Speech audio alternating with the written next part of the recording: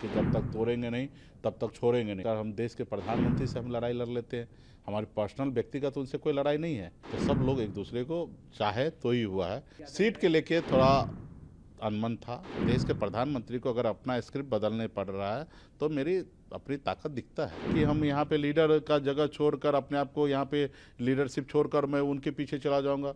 वो चिराग पासवान जी हनुमान बने थे, देखे ना उसको क्या बना दिए, बंदर बना दिए। तो हमको दूध और मछली दोनों दीजिए, हम आपको खा के दिखा देंगे। मैं प्रशांत किशोर जी के बारे में उतना अध्ययन नहीं करता हूँ, मैं अपना काम के पीछे लगता हूँ। हम तेज प्रताप जी को नहीं जानते, हम तो चौधरी जी को जानते हैं। मुकेश जी, कह सकते हैं कि महागठबंधन के उप मुख्यमंत्री आने वाले समय में कैसा लग रहा है? बहुत खुशी प्राप्त हो रहा है। कभी कल्पना नहीं किए थे कि एक बिहार जैसे प्रदेश, इतने बड़े प्रदेश जहाँ 13 करोड़ की आबादी हो और यहाँ पे एक मल्लाह अति पिछड़ा का बेटा डिप्टी चीफ मिनिस्टर का कैंडिडेट हो सके, ये खुशी प्राप्त होता है। लेकिन ये यहाँ यूं ही नहीं हम पहुँचे। हम पिछले 11-12 साल से लगातार संघर्ष किए हैं। सिर्फ मैं अकेले नहीं, हमारे लाखों कार्यकर्ता, लाखों हमारे सपोर्टर, हमारे अपने समुदाय के लोगों ने संघर्ष किया है और सन ऑफ मल्लाह को इस मुकाम तक पहुंचाया कि आज एक राज्य में गठबंधन के तहत एक डिप्टी चीफ मिनिस्टर का कैंडिडेट है। तो हमें काफ़ी खुशी है।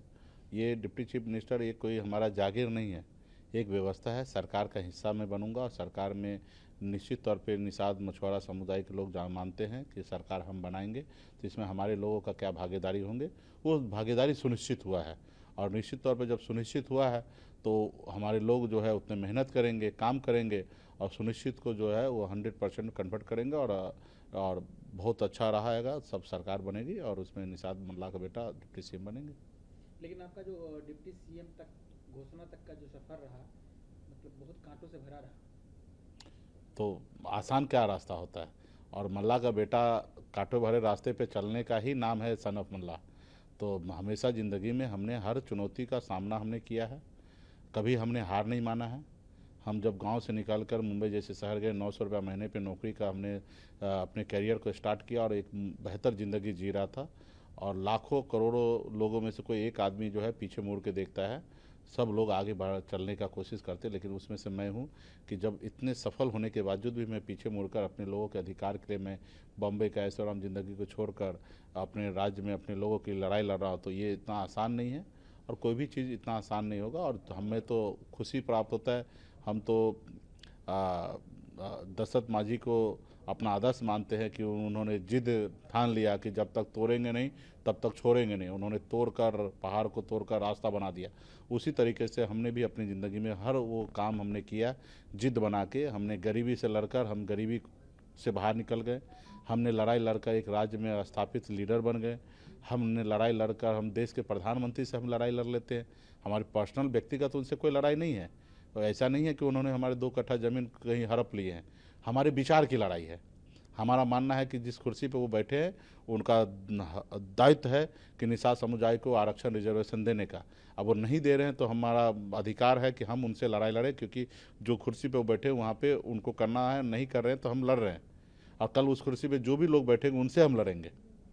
लेकिन आपको नहीं लगता कि आप ठीक है, आप मनवा लिए अपने महागठबंधन में कि आप डिप्टी सीएम के उम्मीदवार जब तक हमने मनवाया नहीं, हमारे सहयोगी दल सहज होके और उन्होंने डिप्टी चीफ मिनिस्टर एक अति पिछड़ा मल्लाह का बेटा को घोषणा की है। अगर वो नहीं चाहते तो नहीं होता। तो सब लोग एक दूसरे को चाहे तो ही हुआ है, कोई ज़बरदस्ती नहीं हुआ है। सहज तो नहीं थे? नहीं नहीं, क्योंकि सहज देखिए थे। 11 बजे आपने एक मैसेज डलवाया कि प्रेस कॉन्फ्रेंस करेंगे ताकि थोड़ा दबाव बन सके। नहीं, देखिए, तेजस्वी यादव सीट के लेके थोड़ा अनमन था, नंबर को लेके। डिप्टी चीफ मिनिस्टर के लिए कभी विवाद नहीं रहा। मैं आपको कहता हूँ जो चीज़ सही है तो सही है। नंबर को लेके था कि हम चाहते थे कि अच्छे नंबर पे लड़े और वो नंबर पॉसिबल नहीं हो पाया। जो भी नंबर तय हुआ उससे मैं सहमत हूँ, खुशी प्राप्त करता हूँ अपने आप में और निराश भी नहीं हूँ। एक मल्लाह का बेटा कल तक टिकट मांगता था, चप्पल घिस देता था, एक टिकट नसीब नहीं होता था। आज हम टिकट बांट रहे हैं, ये हमारी उपलब्धि है। ये बात सही है कि हमें 35 सीट, 40 सीट, 30 सीट बांटना था, नहीं बांटे, लेकिन 15 तो बांटे हैं, तो ये खुशी है। आप जब लास्ट इंटरव्यू मैंने आपका किया था तब आप 60 सीट पर थे। अचानक आप 15 पे आ गए, उसमें भी 1-2 आपका नॉमिनेशन रद्द हो चुका है, तो यानी आप 13 पे आ गए। तो मतलब कहाँ, मतलब 60 कहाँ 13, मतलब समझ में नहीं आ रहा है, मतलब आपने क्यों समझौता किया? विचार। और रहा कि हम जब मन बना लिए कि भाजपा को बिहार से भगाना है, महागठबंधन के साथ रहना है, तो यहाँ सीट मायने नहीं रखता है, यहाँ विचार मायने रखता है। हमने ठान लिया कि बिहार के युवा को बिहार में नौकरी मिले, ये हमने ठाना है, तो इसके लिए सीट मायने नहीं रखता। हमने ठाना है कि माँ बहन को मान योजना के तहत 2,500 रुपया देंगे, सरकार बना के लालू जी के विचारों को लेकर आगे बढ़ना है, ये हमने ठाना है, तो इसके लिए सीट मायने नहीं रखता। हाँ, जरूर हमने मार्च महीने में पार्टी के राष्ट्रीय कार्यकारिणी में एक ब्लू प्रिंट बना था कि भविष्य में हमारी पार्टी कहाँ दिखेगी, तो इसके लिए हमने 60 सीट का एक लकीर खींचा था कि यहाँ तक हमारी पार्टी पहुँचेगी। सपना देखना कोई गुनाह नहीं है, हम सपना देखते हैं तो सपना साकार करने का क्षमता रखते हैं, सीट मायने नहीं रखता है। और हर पार्टी का ये सोच होता है कि हम ज़्यादा से ज़्यादा सीट लड़ें, लेकिन इन दे जाके हम अच्छे नंबर पर लड़े हैं। हम मांझी जी से तो बेहतर लड़ रहे हैं, हम उपेंद्र कुशवाहा जी से बेहतर लड़ रहे हैं, जो भारत सरकार में मंत्री हैं, बिहार के पूर्व मुख्यमंत्री है, उनसे हम डबल तिबल नंबर पर लड़ रहे हैं, तो ये उपलब्धि है हमारी। आप एक भीष्म पितामह की तरफ प्रतिज्ञा किए थे जिस दिन आपका अनाउंसमेंट हुआ था कि जब तक तोड़ेंगे नहीं छोड़ेंगे नहीं, क्योंकि बीजेपी ने आपके सारे विधायकों को खरीद लिया और आप ले नहीं गए, खरीद लिया, जो भी आप कहें, और आज उसके कारण आप एक अनरिकॉग्नाइज्ड पार्टी बन चुके हैं। और रहते तो शायद ऐसा नहीं हो सकता था, तो आपने ऐसा प्रतिज्ञा क्यों किया? आपको पता है बीजेपी के खिलाफ प्रतिज्ञा कर रहे हैं? क्यों नहीं कर सकते हैं। और रहा कि इस देश में हमें हमारे पूर्वज तो अंग्रेज से लड़ाई लड़े हैं, अंग्रेज को मार के भगा दिए हैं, तो हम जो लड़ाई लड़ रहे हैं, जिस जो चीज़ कर रहे हैं, हम कोशिश करेंगे तब ना हराएंगे। हम कोशिश ही नहीं करेंगे तो क्या हराएंगे? हम कोशिश करेंगे, हराएंगे, एक बार में नहीं, 2 बार में, 2 बार नहीं, 3 बार में हराएंगे, लेकिन हराएंगे तो जरूर। एक ना एक दिन वो उसके ताकत कम होंगे, हमारी ताकत धीरे धीरे बढ़ेंगे, और जिस रोज हमारी ताकत बढ़ जाएंगे उस रोज हरा देंगे। आपके बारे में ये भी चर्चा है कि मान लीजिए ये कोई नहीं कंफर्म कर सकता है, वो महागठबंधन में एनडीए हो, कि आपका अगला स्टेप क्या होगा। हो सकता है, मतलब ये भी किया जा रहा है कि आप चुनाव के बाद कहीं 10 सीट जीत गए तो आप एनडीए के साथ मिल जाएंगे। हमारा हमेशा स्टेप वही होगा, हमारा पार्टी का हित होगा, राज्य का हित होगा, राज्य के नागरिक का हित होगा, गठबंधन का हित होगा, हमारा हमेशा यही हित होगा। आरोप लगाने वाले के ऊपर छोड़िए ना, आरोप क्या कर सकते हैं। सीता माता के ऊपर आरोप लगा दिया, उनको अग्नि परीक्षा देना पड़ा, तो हम कौन सा खेत की मूली हैं? लोग को लगाना है, लगाने दीजिए। हम क्या है हमें पता है, हमको किसी से सर्टिफिकेट लेने की ज़रूरी नहीं है। और रहा कि मुकेश सहनी के पास हमेशा लोग दाएं बाएं करके ऑफर दुनियादारी सब करते आए, लेकिन मुकेश सहनी पावर के लिए नहीं झुकते हैं। हाँ, बदलाव के लिए ज़रूर झुक सकते हैं, पावर के लिए कभी नहीं। पावर तो मेरे पास था ही, मैं मोदी जी को जिंदाबाद करता, अमित शाह को जिंदाबाद करता, योगी जिंदाबाद करता, यूपी जाके चुनाव नहीं लड़ता तो मैं अभी तक मंत्री बने रहता। मैं समाज का अंधकार में रखकर समझौता कर लेता तो मुजफ्फरपुर के सांसद होकर भारत सरकार में मैं मंत्री बने रहता। जो लोग हमारे पार्टी में रहकर इधर से उधर करते थे, आज वो भारत सरकार में मंत्री बने हुए। जो 2020 में हरीश सहनी हमसे टिकट लेकर हमको अपना नेता मान के मैदान में उतरा था, आज वो बिहार सरकार में मंत्री बने हैं। तो आज मुकेश सहनी को से टकराने के लिए बहुत सारे लोगों को आगे लाने का कोशिश कर रहे, सब लोडर को आगे लाने का कोशिश कर रहे, लोग कोई कामयाब नहीं हो रहे, लीडर के सामने कोई टिक ही नहीं रहे। आज वो अफसोस कर रहे हैं, परेशान है। कभी सोचते नहीं थे कि महागठबंधन से डिप्टी चीफ मिनिस्टर का कैंडिडेट हो जाएंगे मुकेश सहनी, और हो गए, तो आज वो परेशान है। देखिए उनके पूरे स्क्रिप्ट बदल चुका है बिहार में, पूरा लाइन लेंथ चेंज हो गया, अति पिछड़ा पे राजनीति हो गया, अति पिछड़ा पे भाषणबाजी होने लगा, कर्पूरी ग्राम जाने लगे हैं। तो ये हमारी ताकत है, हमारी उपलब्धि है, हम लोगों ने संघर्ष किया। और देश के प्रधानमंत्री को अगर अपना स्क्रिप्ट बदलने पड़ रहा है तो मेरी अपनी ताकत दिखता है। आपको कभी दुख होता है कि जिस तरीके से आपके 4 विधायक बने, वो चारों आपको छोड़ के चले गए? आपने बड़ी मेहनत की होगी उनको बनाने में। आपके जो साथ काम कर रहे थे, वो जो केंद्रीय मंत्री हैं, दूसरा जो है बिहार में मंत्री हैं, जो आपके साथ थे, तो आपको लगता है कि मतलब बेकार में आपने लड़ाई लड़ ली ऐसी? दुख नहीं होता, खुशी होता है कि मेरे पाठशाला से लोग निकल के भारत सरकार में मंत्री बन जाए। तो अब मुझे मुकेश सहनी को कमज़ोर करने के लिए ऐसा सोच रख के बनाए, तो मुझे खुशी होता है कि मैं, बताइए कितना पावरफुल हूँ मैं, कि एक भारत सरकार का मंत्री मेरे से लड़ने की वजह से बनाया जा रहा है। ठीक है, हम खुशनसीब हैं, हम खुश होते हैं कि अगला को एहसास होता है कि मुकेश सहनी को पार्टी विधायक खरीदेंगे, लेंगे, तभी हम बड़ा पार्टी बिहार में बनेंगे। नहीं तो भारतीय जनता पार्टी 2 नंबर की पार्टी थी, हमारे विधायक मिलाने के बाद 1 नंबर की पार्टी बिहार में बने, तो हमें खुशी प्राप्त हुआ कि भाई चलो कम से कम 1 नंबर पे पहुंचने के लिए मुकेश सहनी का सहारा लेना पड़ा, वो भी भारतीय जनता पार्टी, इतने बड़े पार्टी जो देश दुनिया का कह रहे हैं अपने आप को सबसे बड़ी पार्टी है, और मुकेश सहनी का पार्टी विधायक लेने के बाद वो बिहार में नंबर 1 बन पाया। तो ये खुशी है। बाकी रहा कि गम इस बात का है कि हम एक व्यवस्था में थे, लोकतंत्र में, पावर में थे, सिस्टम में थे, अपने लोगों को संरक्षण दे रहे थे। हमारे लोगों के साथ नाइंसाफ़ी होता था, मारता पीटता था, गाली देता था। हमारे पास पावर था एसपी को फ़ोन करना, डीएम को फ़ोन करना, उस समस्या से उसको बाहर निकालने का ये पावर था। वो पावर सिर्फ हमसे छीन लिया गया। आज हमारे बेटी के साथ, समाज के बेटी के साथ बलात्कार कर दिया समस्तीपुर में। हम एसपी को फ़ोन लगाते रहे, नहीं उठाया। वो सोचा कि क्या है, इसके पास पावर नहीं है, लेकिन मेरे पास जनता का पावर था। वही एसपी के पास हम गए और चूड़ी लेके गए, चूड़ी पहनाने के लिए गए। एसपी डर से अपना कार्यालय छोड़ के भाग गया। एक दिन पहले मुकेश सहनी के डर से उसको, आरोपी को अरेस्ट कर लिया। तो ये मेरा ताकत है। हम भले मंत्री नहीं है, लेकिन हमारे पास ताकत है जनता का, और हम एसपी हो या दुनिया के कितने भी ताकत हो, हम लड़ सकते हैं। तो आप इस बात का दावे के साथ कह सकते हैं कि कल के डेट में अगर आपकी सरकार, महागठबंधन चुनाव के बाद जो परिणाम आएंगे, उसके बाद जो आप कह रहे हैं कि बीजेपी ने आपको इतना दुख पहुंचाया, आपको इतना ठेस पहुंचाया, तो आप बीजेपी के साथ नहीं जाएंगे किसी भी हालत में? देखो, वो लेंगे क्यों? क्योंकि वो कमज़ोर होंगे, उनके पास बहुमत नहीं होगा, इसलिए लेंगे ना। मतलब वो क्यों लेंगे? वो लेंगे इसलिए क्योंकि उनके पास बहुमत नहीं होगा, वो कमज़ोर होंगे इसलिए। तो इसका मतलब हम मजबूत हैं। हम जब यहाँ लीडर है, डिप्टी सीएम ऑलरेडी घोषित हैं, और यहाँ पे हम मजबूत है, तो हम जाएंगे क्यों? हम यहाँ पे तेजस्वी जी के नेतृत्व में काम करेंगे। ये हमारे छोटे भाई हैं। हम प्रोफाइल में रहेंगे कि भाई हमारे सीएम साहब हैं, और बंद कमरे में तो हमारे छोटे भाई हैं। और वहाँ पे हम जाएंगे तो वहाँ पे हमारा क्या औकात होगा? वो हमको मानेंगे लीडर?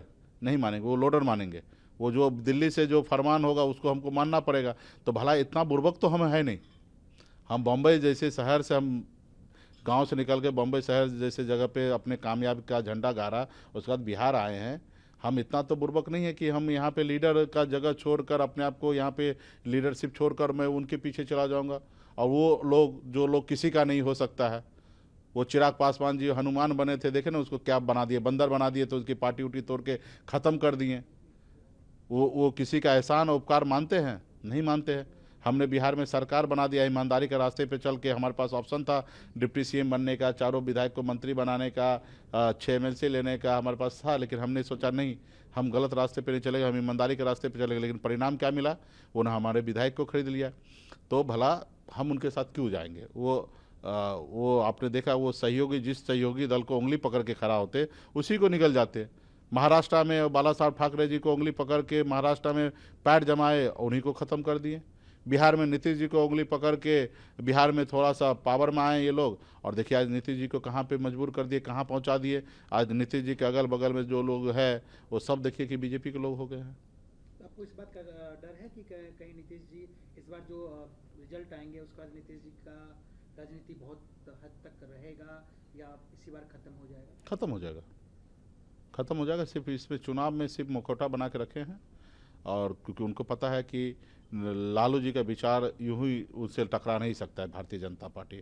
उनको किसी ना किसी बैकवर्ड का चेहरा चाहिए, और वो बैकवर्ड का चेहरा नीतीश जी के थोप के अपना चल काम निकालने का कोशिश कर रहे हैं, लेकिन ये सफल नहीं होंगे। बिहार के जनता, राज्य के जनता सब मान चुका है कि नीतीश जी अभी कोई फैक्टर नहीं होगा। तेजस्वी जी के नेतृत्व में बिहार में सरकार होना, बदलाव चाहिए लोगों को, और इसमें जनता हम लोग से आगे है। तो हम कह सकते हैं कि बिहार की राजनीति में जय वीरू, मतलब तेजस्वी यादव, मुकेश सहनी जय वीरू के रूप में उभरे हैं। देखिए, अब फिल्मी डायलॉगबाजी तो हम नहीं करेंगे।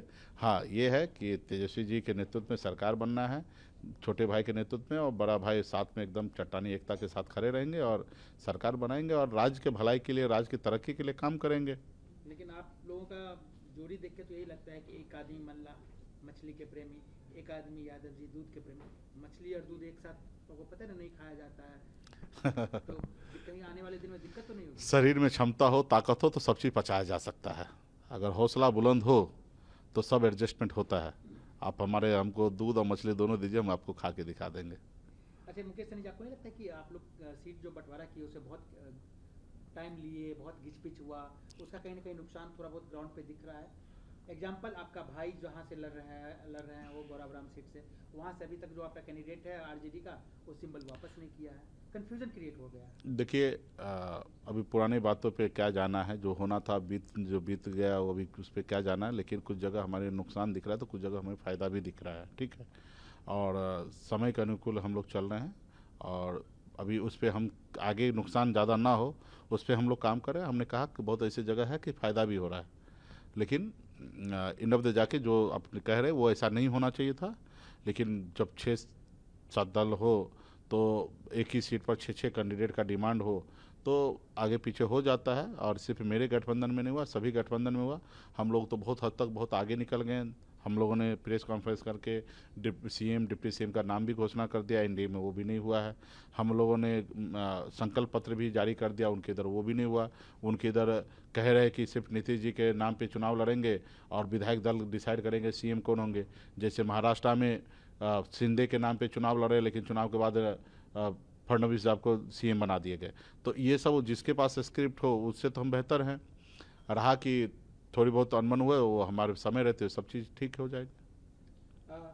बीजेपी बार बार सवाल उठा रही है कि 2% 2.5% वाले को मुख्यमंत्री, और जो मुस्लिम आरजेडी का कोर वोटर रहा है, यादव मुसलमान का पार्टी एमओए कहा जाता था, उसको आप लोगों ने झुंझुना थमा दिया। तो देखिए, सबसे पहली बात, उनको तकलीफ किस बात का है?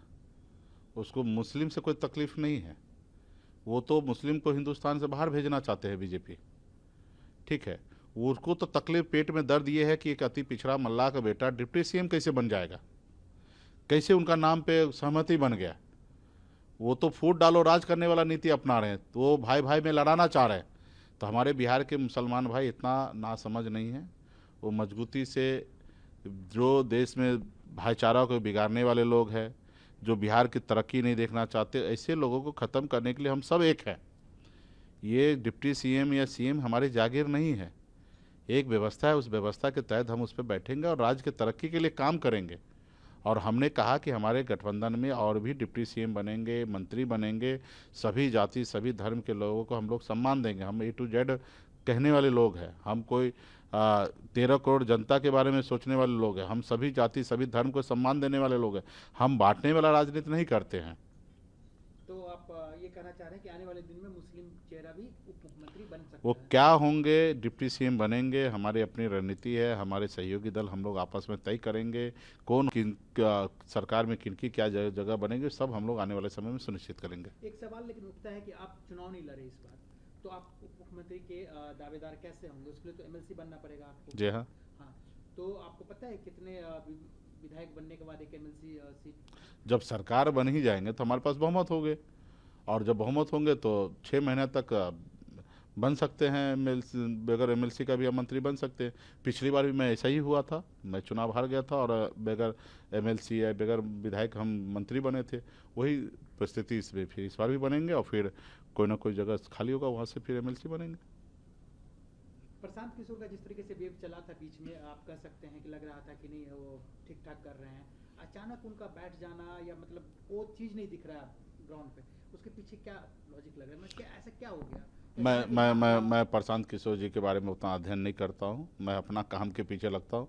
एज ए पत्रकार आप हैं, आप ज़रूर उसके बारे में सोचते होंगे कि वो हीरो है कि जीरो हो गए हैं, आप सोचते होंगे। अभी हम तो अपना लक्ष्य की ओर जा रहे हैं। हम किसी को कोई फैक्टर नहीं मानते।